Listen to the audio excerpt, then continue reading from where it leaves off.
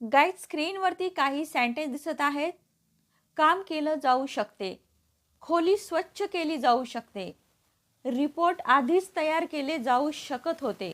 Parcel सोमवारी पोहोचवले जाऊ शकत होतं का? जेवण पटकन शिजवलं जाऊ शकत नव्हतं. ही सगळी सेंटेन्स पॅसिव्ह व्हॉइसची सेंटेन्स आहेत. पण जेव्हा आपण डेली यूजमध्ये यांना बोलतो त्यावेळेस आपल्याला ही सेंटेन्स बनवताना थोडा प्रॉब्लेम येतो. अशा प्रकारची सेंटेन्स कशी बनवायची आजच्या व्हिडिओमध्ये आपण बघणार आहोत. गाईज पहिल्यांदा याचं स्ट्रक्चर बघा. याचं जे स्ट्रक्चर आहे subject plus can be plus वर्बचं third form. First form, second form, third form हे जर तुम्हाला माहीत नसेल तर आपल्या चॅनलवरती व्हिडिओ आहे तो नक्की फॉलो करा. आता इथे बघा कॅन बी याचा मीनिंग काय होतो इथे? एखादं काम करू शकतो, केले जाऊ शकतं किंवा करता येऊ शकतं असा मीनिंग निघतो कॅन बीचा. आणि इथे जे ॲक्शन आहे त्या ॲक्शनचं तुम्हाला थर्ड फॉर्म लिहायचं आहे. आणि इथं सब्जेक्ट काय असणार आहे? ज्याच्यावरती तुम्ही ॲक्शन करणार आहात तो आपला सब्जेक्ट असणार आहे.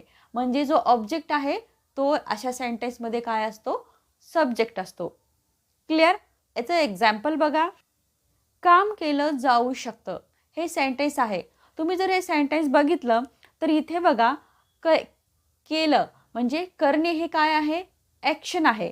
आणि करणे ही करण्याची ॲक्शन कशावर होत आहे? कामावरती. बरोबर?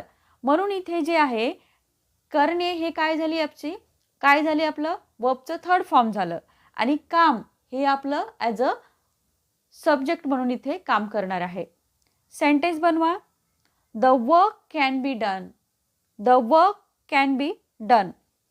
क्लिअर झालं? डन का आलं? कारण करण्याची इंग्लिश काय आहे? डू. आणि डूचं थर्ड फॉर्म आहे डन. आणि इथं सब्जेक्ट काय राहिला? The work. क्लिअर? आणि कॅन बीचा मीनिंग तुम्हाला माहीत आहे.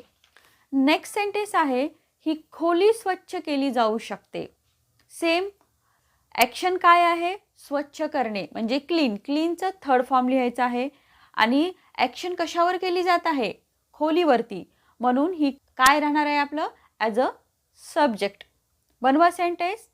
This room can be cleaned. This room can be cleaned. आता हेच जर सेंटेन्स तुम्हाला नेगेटिव्ह बनवायचं असेल म्हणजे कसं?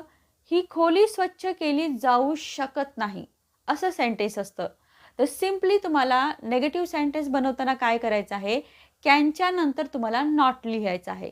बस. सेंटेन्स काय होईल मग? This room can not B cleaned. This room can not B cleaned. I hope तुम्हाला नेगेटिव्ह सेंटेन्स कसं बनवायचं लक्षात आलेलं असेल.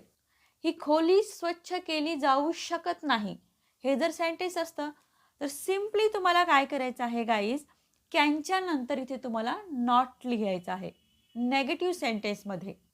आपलं सेंटेन्स होईल this room can not B cleaned. This room can not B cleaned. जे ही स्ट्रक्चर आहे ॲज इट इज राहणार आहे. फक्त तुम्हाला कॅनच्या नंतर काय करायचं आहे? नॉट लिहायचं आहे. आणि सगळ्या सब्जेक्टसोबत तुम्ही कॅन बीचा यूज इथे करू शकणार आहात. नेक्स्ट, ही समस्या सहजपणे सोडवली जाऊ शकते. समस्या सहजपणे सोडवली जाऊ शकते. इथं जी आहे ॲक्शन काय आहे? सॉल्व करणे म्हणजे सोडवणे. याचं तुम्हाला थर्ड फॉर्म घ्यायचा आहे. आणि काम कशावर केलं जात आहे? समस्येवरती. म्हणून इथे ही समस्या काय राहणार आहे? Subject.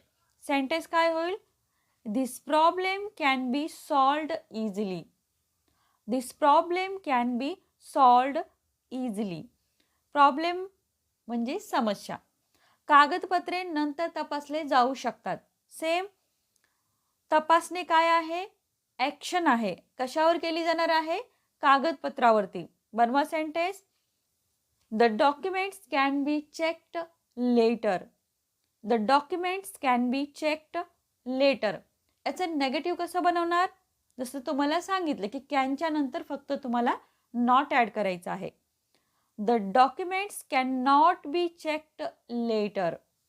The documents can not be checked later किंवा the documents can't be checked later. Can नॉटचं कॉन्ट्रॅक्शन पण तुम्ही इथे यूज करू शकता. पार्सल आज पोहोचवले जाऊ शकते. The parcel can be delivered today.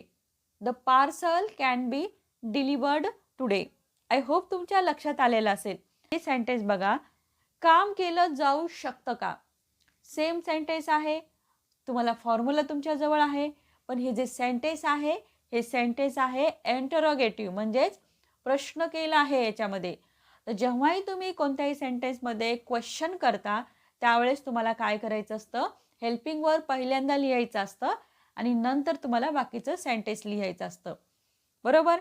तसंच आहे. फक्त तुम्हाला इथे काय करायचं आहे? कॅन पहिल्यांदा लिहायचं आहे आणि बाकीचं सेंटेन्स तुम्हाला ॲज इट इज लिहायचं आहे. सेंटेन्स काय होईल? Can the work be done. Can the work be done.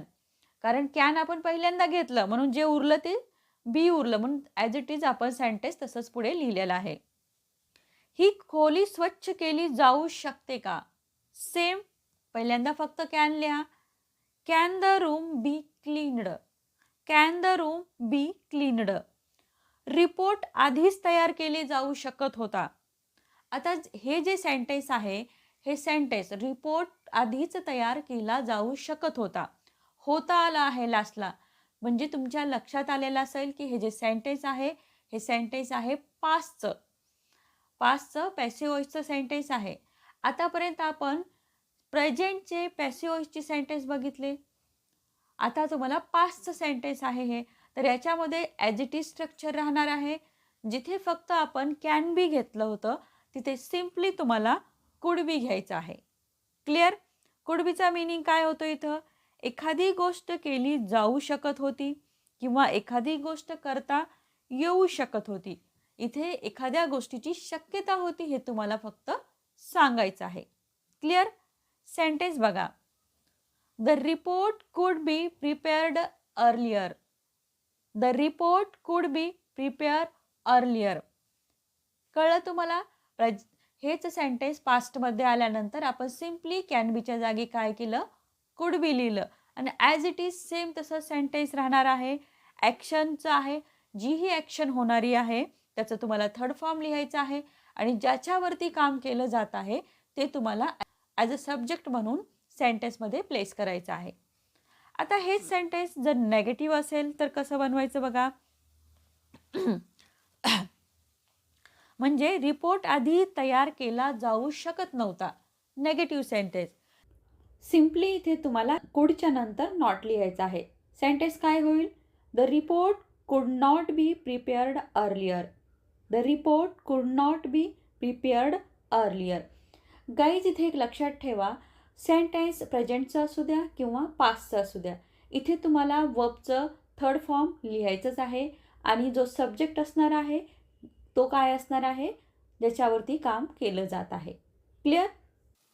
आता जर हे सेंटेन्स तुम्ही इंटरोगेटिव्ह म्हणजे सेंटेन्स जर बनवलं, म्हणजे रिपोर्ट आधी तयार केला जाऊ शकत होता का? हे जे सेंटेन्स आहे, आपण जिथे क्वेश्चन करतो तिथे तुम्हाला सांगितलं की तिथे पहिले काय करायचं आहे? हेल्पिंग वर्ब लिहायचं आहे. आता इथे हेल्पिंग वर्ब काय आहे? कुड आहे. तर तुम्हाला फक्त कुड पहिल्यांदा प्लेस करायचं आहे आणि सेंटेन्स बाकीचं ॲज इट इज बनवायचं आहे. सेंटेन्स काय होईल? Could the report be prepared earlier. Could the report be prepared earlier. I hope लक्षात येत असेल. थोडंही कन्फ्युजन असेल तर व्हिडिओ पॉज करा, परत बघा. प्रॅक्टिससाठी जेही सेंटेन्स असतील ते तुम्हाला टेलिग्राम चॅनलवरती पाठवले जातील. टेलिग्राम चॅनल जर तुम्ही जॉईन केलं नसेल तर ते नक्की करा, जेणेकरून तुमची प्रॅक्टिस होत राहील. गृहपाठ पूर्ण केला जाऊ शकत होता. The homework could be completed. The homework could be completed. याचा नेगेटिव्ह कसा असेल? द होमवर्क कुड नॉट बी कम्प्लिटेड. कुडच्या नंतर फक्त नॉट लिहायचं आहे आणि याचाच इंटरोगेटिव्ह म्हणजेच प्रश्नार्थक कसा असेल? Could the homework be completed. Could the homework be completed. I hope लक्षात आलेलं असेल पॉझिटिव्ह, नेगेटिव्ह आणि इंटरोगेटिव्ह कशी बनवायची. आता तुम्ही इझिली अशी सेंटेन्स बनवून बोलू शकणार आहात. पार्सल सोमवारी पोहोचवले जाऊ शकत होते. The parcel could be delivered on Monday. The parcel could be delivered on Monday. जेवण पटकन शिजवलं जाऊ शकत होते. Food could be cooked quickly. Food could be cooked quickly. I hope guys तुम्हाला अशा प्रकारची सगळी सेंटेन्स चांगल्या प्रकारे बनवता येणार आहेत आणि तुम्ही ते बनवून बोलू पण शकणार आहात. गाईज यासाठी प्रॅक्टिसची सेंटेन्स आहे ती तुम्हाला टेलिग्राम चॅनलवरती पाठवले जातील. तेव्हा ती सेंटेन्स तुम्ही सॉल्व करा आणि तशीच सेंटेन्स बनवण्याचा प्रयत्न करा. तर एकच सेंटेन्सचं तुम्ही पॉझिटिव्ह, नेगेटिव्ह आणि इंट्रोगेटिव्ह असे सेंटेन्स बनवून प्रॅक्टिस करा. तुम्हाला इंग्लिश स्पीकिंग खूप लवकर येईल आणि इझी होईल तुमच्यासाठी. गाईज व्हिडिओ आवडला लाईक करा, शेअर करा. चॅनलवरती तुम्ही नवीन असाल तर सबस्क्राईब करायला विसरू नका.